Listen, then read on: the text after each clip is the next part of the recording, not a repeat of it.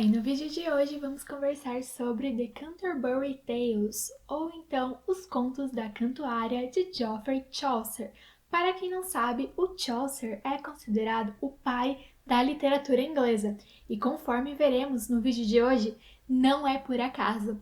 E eu acredito firmemente, não apenas falando como leitora, mas também como estudiosa e especialista na área de literatura inglesa, que se nós fôssemos fazer uma lista com os 10 livros mais importantes da literatura inglesa, é claro, é óbvio que este livro estaria lá. Bom, se vocês bem se lembram, eu já gravei um vídeo aqui que se tratava de uma introdução à literatura inglesa, e aí agora este vídeo de hoje pode ser visto como uma continuidade daquele vídeo, mas não tem nenhum problema você não ter assistido aquele vídeo e ver esse, fica aí a seu critério. Eu vou deixar o link do outro ali na descrição, ali nos comentários, você pode ver depois sem problema. Mas seria muito legal que vocês vissem os dois aí para enriquecimento cultural e também, é claro, para quem é da área de letras, especialmente inglês, digamos que ter um conhecimento básico sobre a história da literatura é fundamental. Então, a história da língua inglesa é dividida, sobretudo,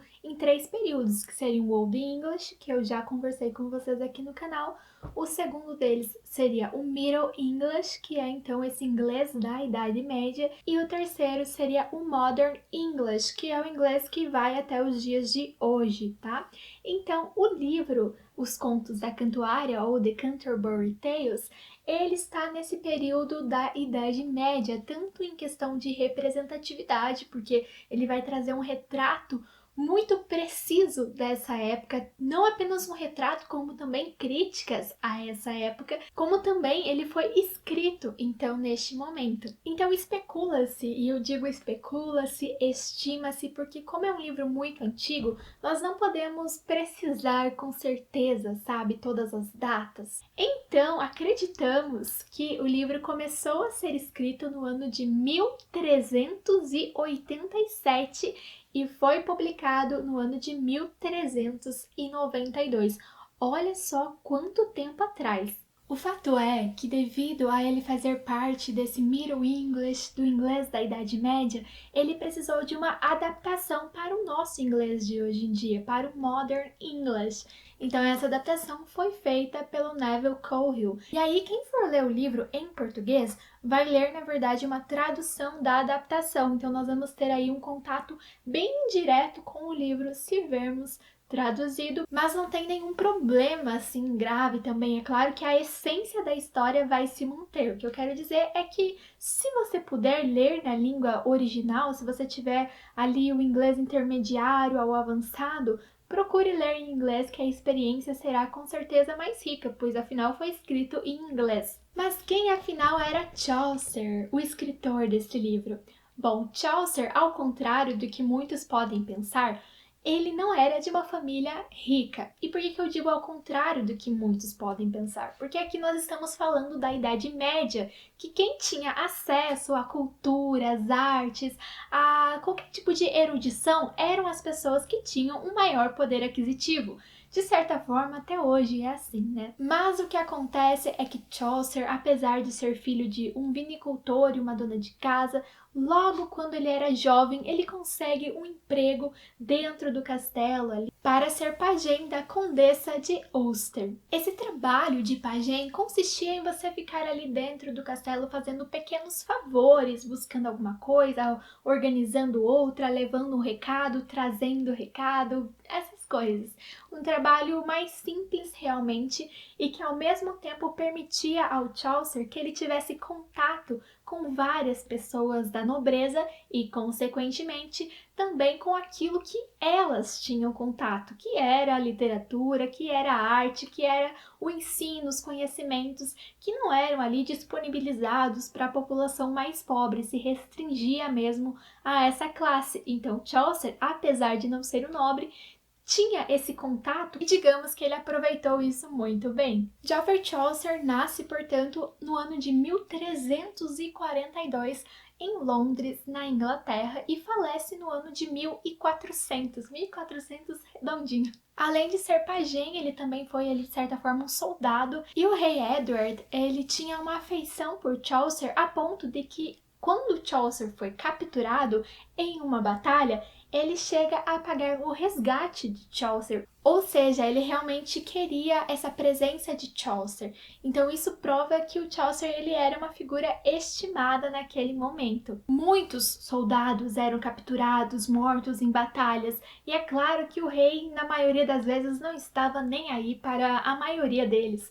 Porém, com Chaucer, como vimos, foi diferente, o que mostra não que ele era melhor que os outros soldados, mas que o rei nutria uma certa consideração por ele. Essa captura e esse resgate de Chaucer acontece quando ele estava na França, e acredita-se que foi também na França em que esse seu interesse pela escrita começa, então lá ele teria começado a escrever. Além de escrever contos, que é o que nós temos aqui de certa forma, apesar desses contos estarem em formas de poemas, como podemos ver aqui, o Chaucer também escrevia justamente poesias e, além disso, ele fazia traduções. Ele falava várias línguas, entre elas, é claro, francês, inglês, latim, italiano, que eram as línguas mais estimadas na época. E um ponto bem importante para o Chaucer ser considerado aí o pai da literatura inglesa, não é apenas por ele ter escrito um livro aí no momento em que não tínhamos muitos livros escritos, ou pelo livro ser bom, mas também e sobretudo porque ele escreve um livro literário em língua inglesa em um momento no qual tudo voltava-se para a língua francesa, que era a língua culta, que era a língua das artes, da literatura, a língua do erudito. Então ele vai contra essa ideia no momento em que ele escreve em língua inglesa. E isso é muito importante, porque ele sabia outras línguas, ele era tradutor de outras línguas, mas ele opta por escrever em língua inglesa, mesmo essa língua não sendo a mais renomada naquele momento.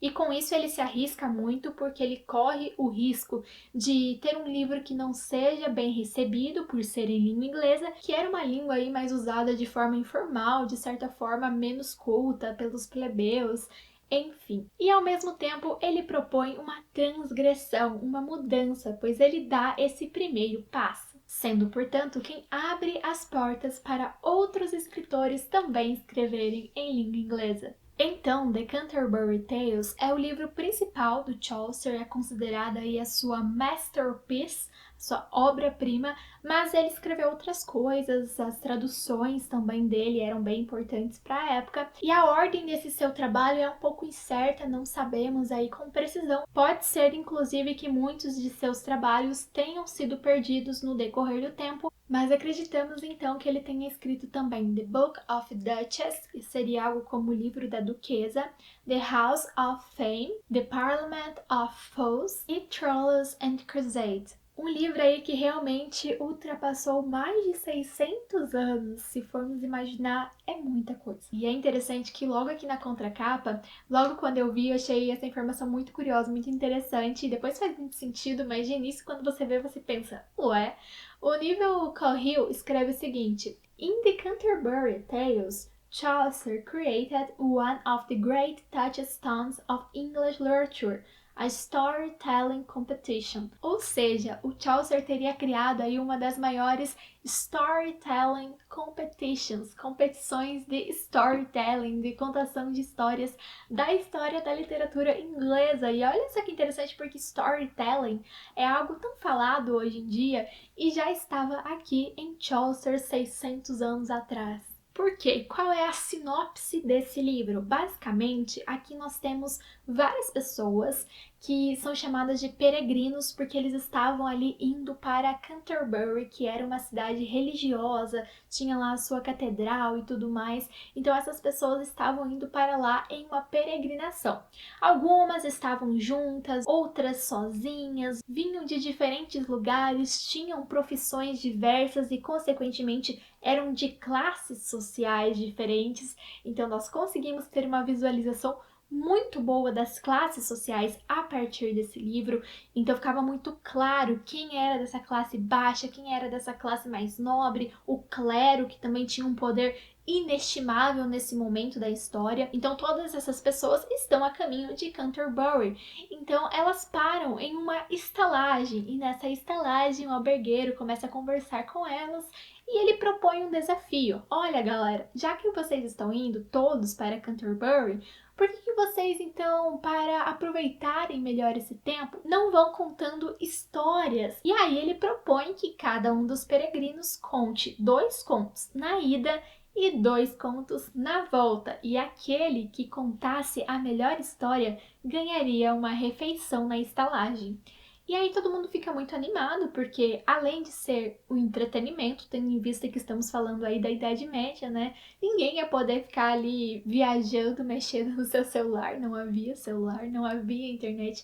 Mais ou menos tínhamos um livro ou outro, era uma forma de se distrair. Então todo mundo gostou, achou divertido e além disso tinha a questão da premiação, que também chamava a atenção. Todo mundo topou e todo mundo estava participando, só que infelizmente o Chaucer, autor desse livro, falece antes de poder completar o livro, ou seja, de poder escrever 2 contos para cada personagem, como teria sido essa aposta, esse desafio inicial. Então, The Canterbury Tales, apesar de ter aí 600 páginas mais ou menos, é um livro incompleto. Só que ele é incompleto no sentido de que nós não temos 2 contos ali para cada personagem na ida e na volta, mas os contos que nós temos aqui são contos completos, com início, meio e fim. Temos 1 ou 2 ali que o Chaucer só começou a escrever e não deu tempo de terminar, mas a maioria dos contos tem aí início, final, tudo muito organizado, tudo muito completo, aliás, diga-se de passagem. Então aqui o Chaucer ele se aproveita de muitas histórias que já eram contadas na época, mitos, lendas, enfim, e algumas, é claro, ele também cria, não sabemos ao certo quais ele criou do zero, quais ele se inspirou em determinada história ou em outra, há algumas relações com algumas mitologias, mas a gente vai conseguindo identificar algumas coisas durante a nossa leitura, não é uma compreensão que nós alcançamos 100%, mas está tudo bem. E aí tínhamos aqui 29 peregrinos, e entre esses 29, como já mencionei, eram pessoas ali de profissões diferentes, profissões variadas, então nós vamos ter contos que vão atingir as mais diversas esferas sociais e muitos deles com críticas árduas. E eu acredito, a partir da minha leitura, que a maior parte das críticas desse livro é direcionada à religião, à igreja. Então, há certa hipocrisia de algumas pessoas do clero naquela época. Então, nós vamos ter aqui narradores de histórias que serão parte do clero e outras pessoas que criticarão. Em alguns momentos, nós vamos ter, por exemplo, um conto que agride determinada profissão. E aí, o próximo conto é de uma pessoa que faz parte daquela profissão que acabou de ser agredida, e aí ela vai fazer, de certa forma, uma réplica.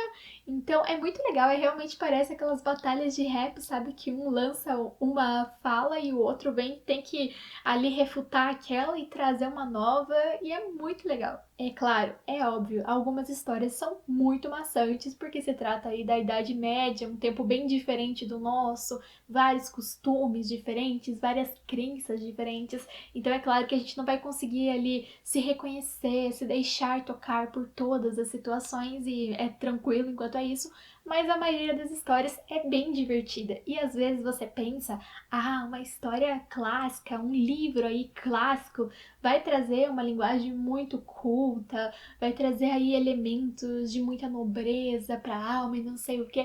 E não, em alguns momentos a gente tem uma linguagem muito, muito, muito chula. Aprendi vários palavrões em inglês nesse livro também. E é interessante isso porque muda um pouco da nossa visão, desconstrói a nossa visão de que naquela época tudo era belo, as pessoas eram educadas, não falavam besteiras. Não, não, não, não, não, nada disso. Naquela época havia muita besteira também, como nós vamos ver aqui. Então é muito curioso porque a primeira história do livro, nossa, super culta, cavaleiros lutando por donzelas. E a segunda história é totalmente um deboche, traz traição, traz muitas palavras sujas, entre aspas, é uma história muito engraçada. Então, realmente, do primeiro conto pro segundo tem uma virada sensacional. E eu gosto muito disso porque prova que o autor ele é multifacetado, ele escreve em diversas vozes, ele se coloca em diversos pontos de perspectiva.